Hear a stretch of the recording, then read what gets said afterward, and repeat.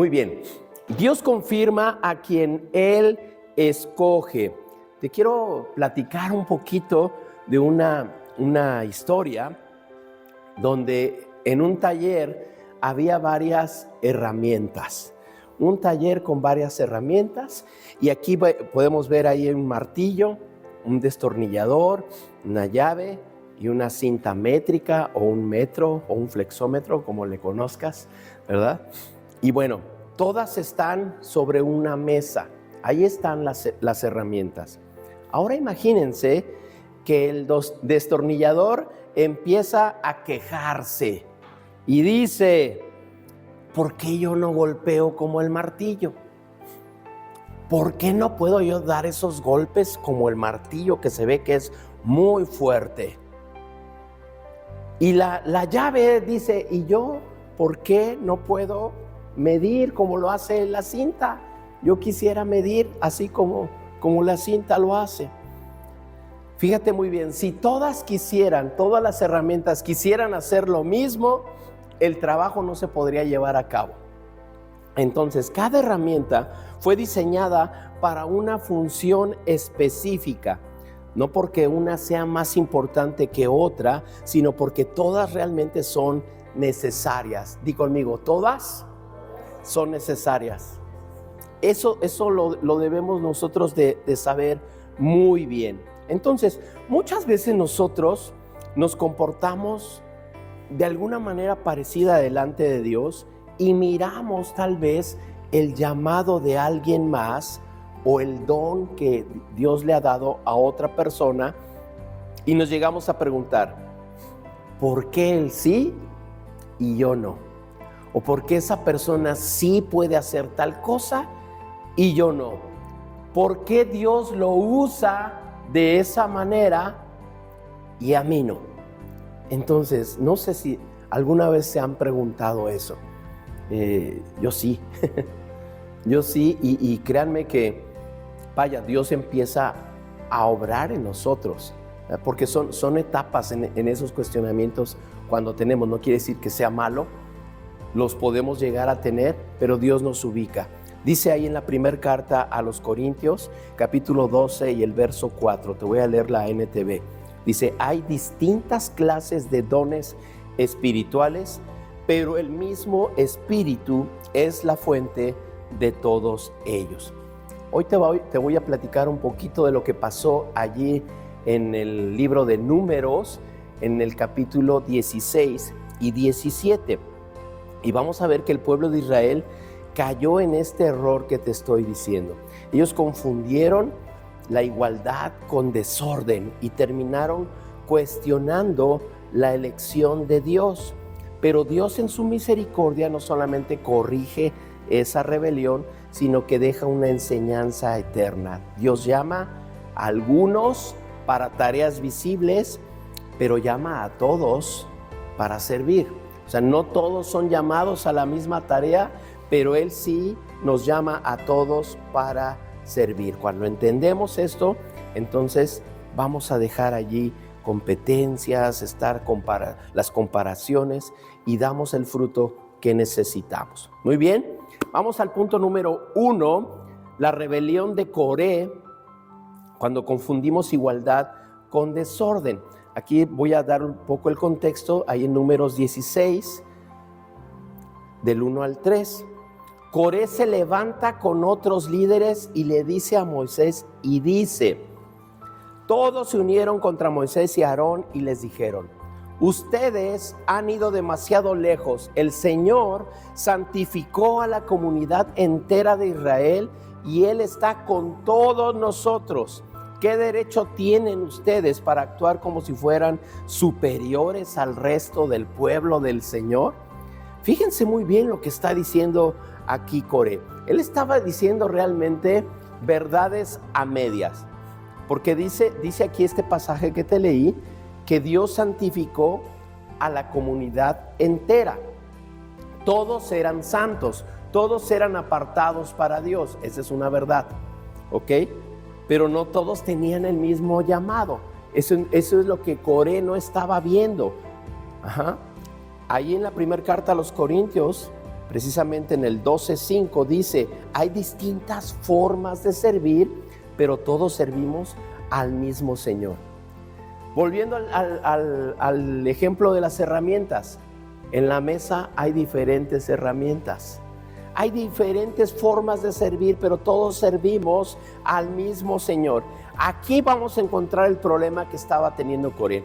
Coré no estaba defendiendo la igualdad espiritual, estaba deseando una posición que Dios no le había dado.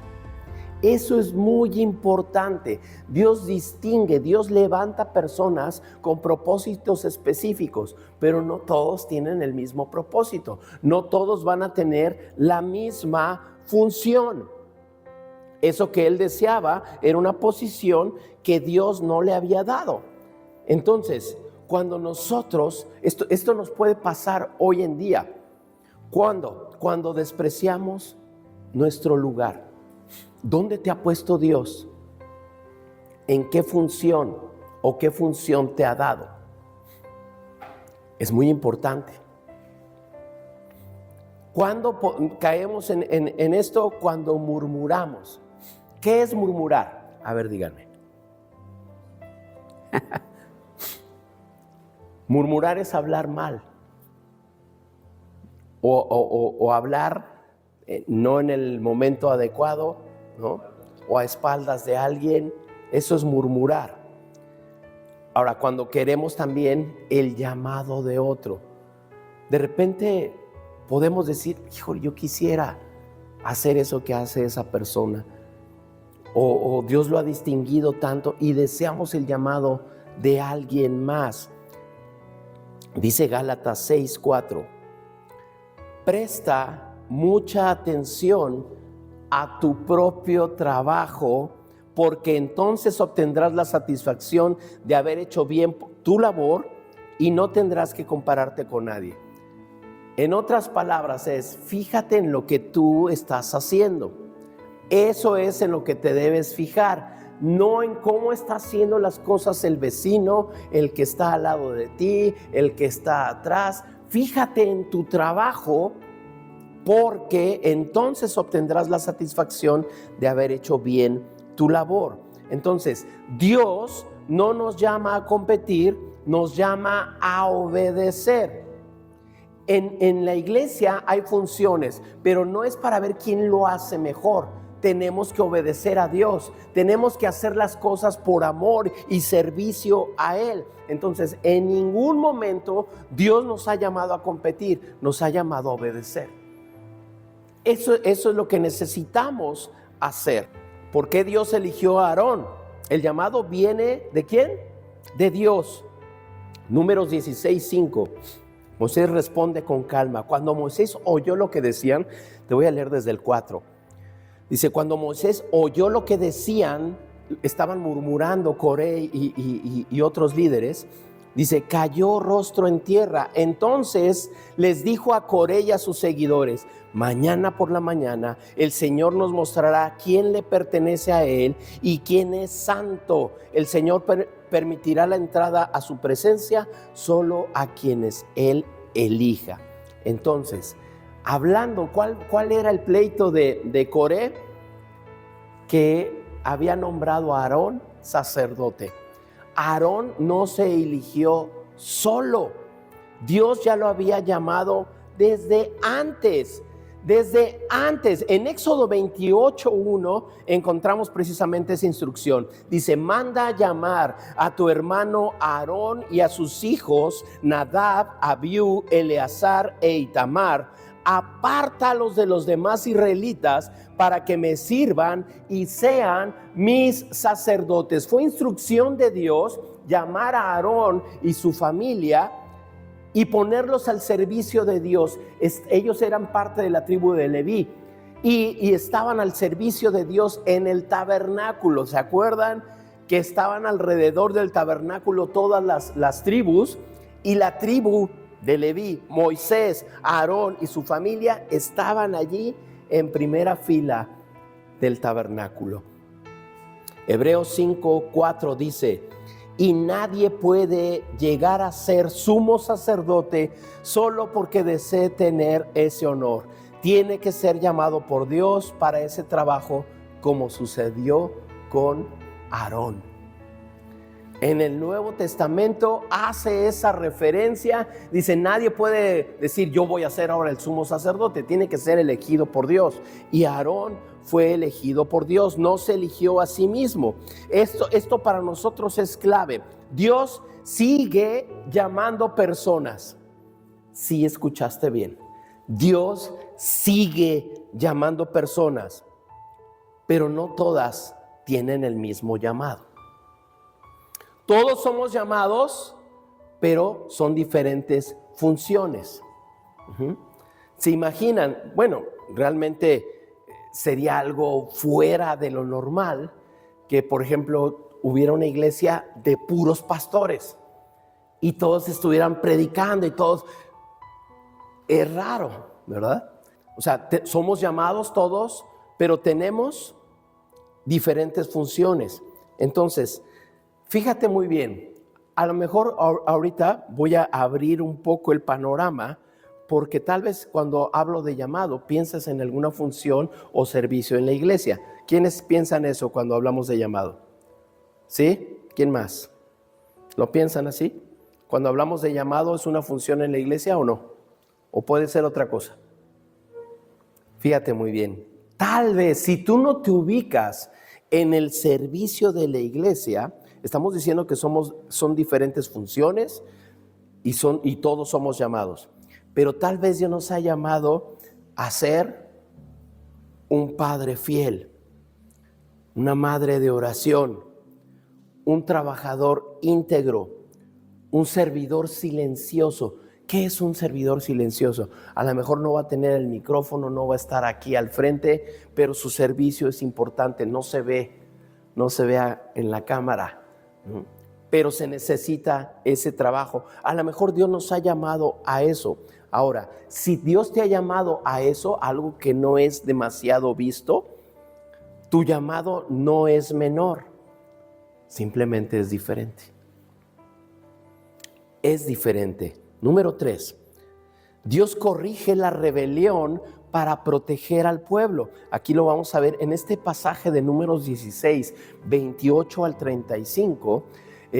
No lo puse ahí, está un poco extenso, pero también viene algo que no es muy agradable, y es la corrección de parte de Dios.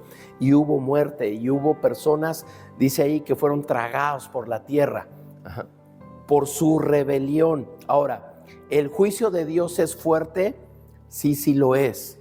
El juicio de Dios es fuerte, pero no es injusto. Dios no es injusto.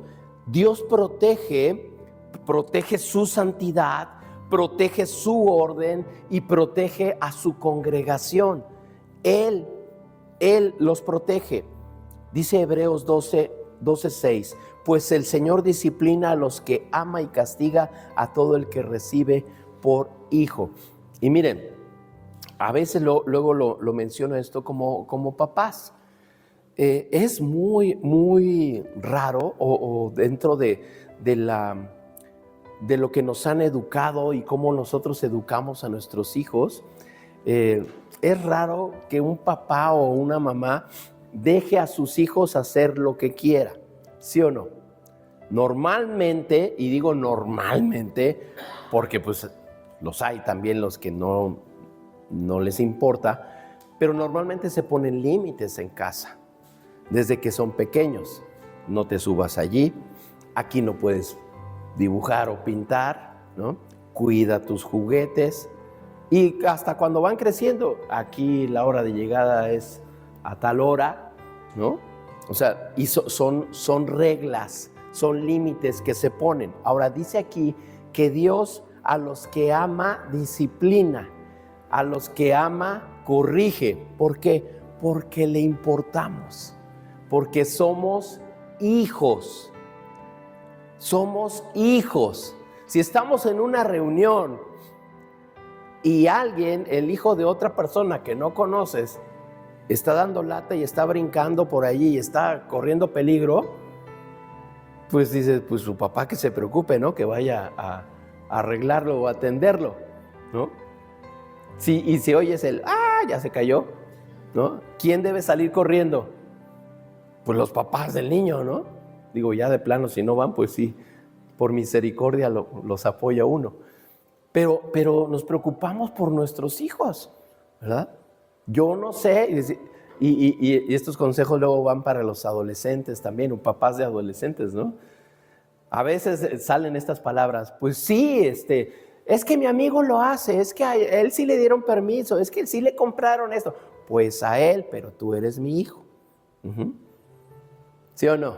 Pero eso sucede. Nos importan nuestros hijos y debemos de poner límites. Entonces Dios hace eso por nosotros.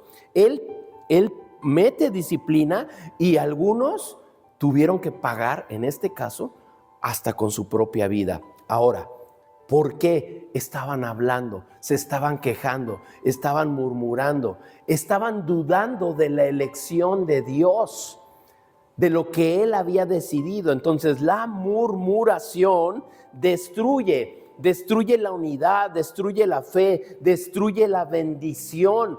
Tenemos que apartarnos de la murmuración.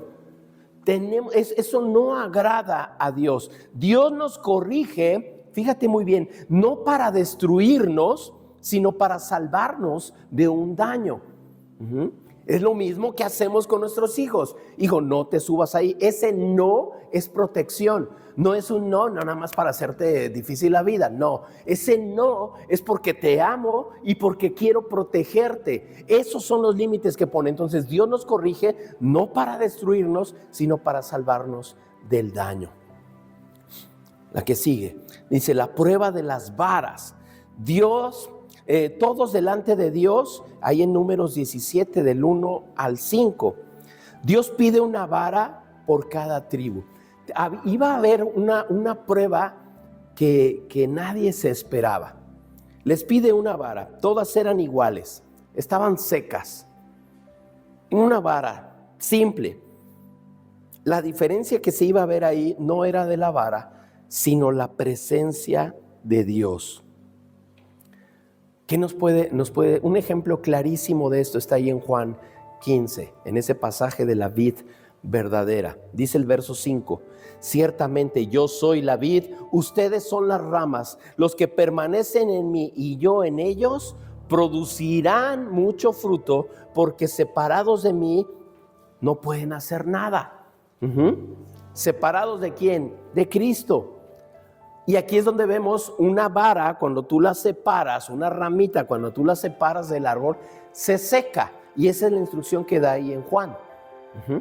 No sirve de nada. Entonces, nuestra relación con Dios, nuestro servicio con Dios, independientemente de a qué te ha llamado Dios, si tú pones eso delante de Dios, Él puede hacerlo fructificar.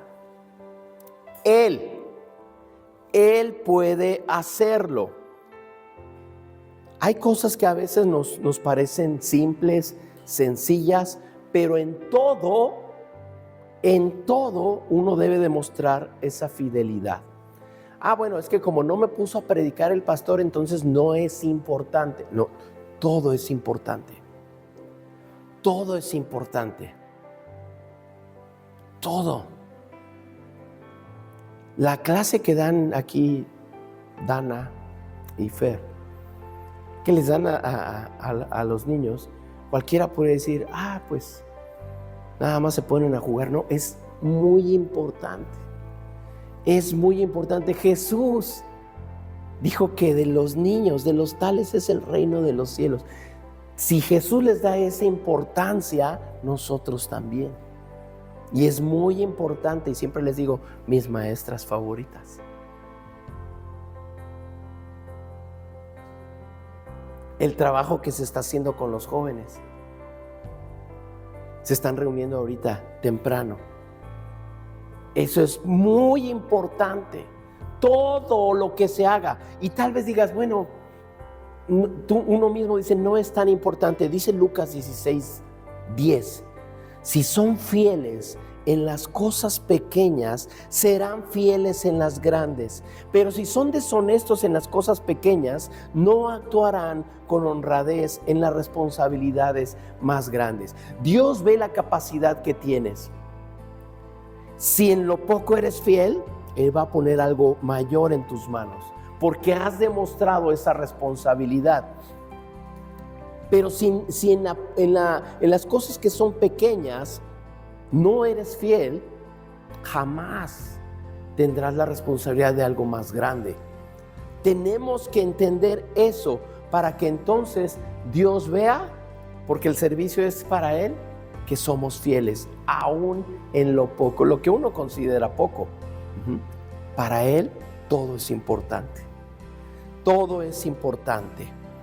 Vamos a ver qué pasó con la vara de Aarón. La vara de Aarón florece vida, fruto y confirmación de parte de Dios. El poner las varas era una prueba que se estaba haciendo para ver realmente a quién había llamado Dios. Dice ahí en el verso 8 de Números 17: al día siguiente, cuando Moisés entró en el tabernáculo del pacto, encontró que la vara de Aarón, que representaba a la tribu de Leví, había retoñado, echado brotes, florecido y producido almendras maduras. ¿Te puedes imaginar eso? Una vara que reverdece y da fruto. Da fruto. Entonces aquí no era la cuestión de la vara, sino era la presencia de Dios. La presencia de Dios, una vara seca que florece, brota, florece, da fruto. Da fruto. Cuando Dios nos escoge para dar fruto. Para dar fruto. Tal vez venimos como una vara seca, pero en la presencia de Dios, Él nos hace florecer. En la presencia de Dios. Dice Juan ahí también en el capítulo 15, verso 16: ustedes no me eligieron a mí, yo los elegí a ustedes. Les encargué que vayan y produzcan frutos duraderos. Así el Padre les dará todo lo que pidan en mi nombre. Dios nos ha escogido. Dios te ha escogido. Dios ha puesto su mirada sobre ti para algo. Dice, no me eligieron ustedes a mí, yo los elegí a ustedes. Pero cuando Él nos elige, cuando Él nos escoge, es para dar fruto. Él no nos quiere como varas secas. Él nos quiere florecientes, dando fruto. Fue tan grande esa prueba de la vara de Aarón que se dejó como recordatorio. Ahorita es lo que vamos a ver, como una señal. Ahora, el llamado verdadero siempre produce o debe producir en nosotros carácter, amor, servicio y testimonio. ¿Qué produce el llamado en nosotros? Carácter, amor, servicio y testimonio. Tal vez, y ahorita estamos en procesos que se están levantando personas para servir. Y sí, tal vez nadie te aplaude o nadie te dice algo, pero Dios sí ve. Dios sí ve. Dios ve cuando preparas una lección, cuando preparas una clase, cuando le traen las copias a los niños, cuando se prepara el café, cuando se pasan las letras de las canciones. Dios lo ve. Le estamos sirviendo a Él. No esperamos el aplauso de la gente. No lo hacemos por ese reconocimiento, pero Dios sí lo ve. Dice primera carta a los Corintios 15:58. Por lo tanto, mis amados hermanos, permanezcan fuertes y constantes. Trabajen siempre para el Señor con entusiasmo, porque ustedes saben que nada de lo que hacen para el Señor es inútil. En la versión 60 dice, porque no es en vano. Todo lo que hagamos para Dios no es en vano, no es inútil. Todo tiene un propósito. Dios nos ha llamado a hacerlo y lo hacemos por obediencia y por amor a Él. La vara se guarda como señal. Todos somos necesarios. Todos. Dice Números 17:10. Entonces el Señor le dijo a Moisés: pon la vara de Aarón permanentemente delante del arca del pacto para que sirva de advertencia a los rebeldes. Esto deberá poner fin a las quejas contra mí y evitará más muertes. La presencia gloriosa de Dios. ¿Te acuerdas que salía allí del arca del pacto? Ahora, ¿qué se guardó después allí? La vara de Aarón. Como recordatorio, todos somos necesarios. Eso es lo que Dios hace cuando hay obediencia, cuando Él los escoge. Dios te ha escogido para algo. Dios te ha escogido para algo. Dios te ha escogido. Dios te ha escogido para algo. Dios te ha escogido. Dios te ha escogido. Dios te ha escogido. Dios te ha escogido para algo. Y eso debe de honrarnos y de saber que lo que tú hagas va a permanecer. El fruto de lo que tú hagas va a permanecer. Y dijo, aquí van a guardar esa vara. La vara se guarda como un memorial. Así que el cuerpo tiene muchas partes, no está hecho nada más de una sola. Eso lo dice Corintios, ¿verdad? Dios no necesita de que todos hagamos lo mismo, sino que cada uno haga su parte. No vamos a hacer lo mismo, pero vamos a hacer lo que nos toca. Vamos a hacer lo que nos toca. Dice ahí en la primera carta de Pedro, capítulo 4 y verso 10. Dios, de su gran variedad de dones espirituales, les ha dado un don a cada uno de ustedes. Úsenlos bien para servirse los unos a los otros. Dios te ha dado una capacidad, Dios te ha dado un talento, Dios ha derramado dones en tu vida. Dice, úsalos para servir a los demás. Para eso se usan, para el servicio a los demás. Y de esa manera honramos a Dios, para servirse los unos a los otros. Pero dice, Dios dio a cada uno. Nadie de los que está aquí, los que no están aquí, nadie puede decir, yo no sirvo para nada. No, Señor. Dios te ha equipado con algo. Y esa actividad que tú hagas, aunque sea pequeña, aunque sea diminuta, para Dios es el gran servicio que puedes dar. Nada de lo que hagas para Dios es en vano, nada. Debemos atender a ese llamado y no estarnos comparando. Él llama, Él elige, Él da fruto. Por eso, la pregunta no es, ¿por qué no hago lo que el otro hace?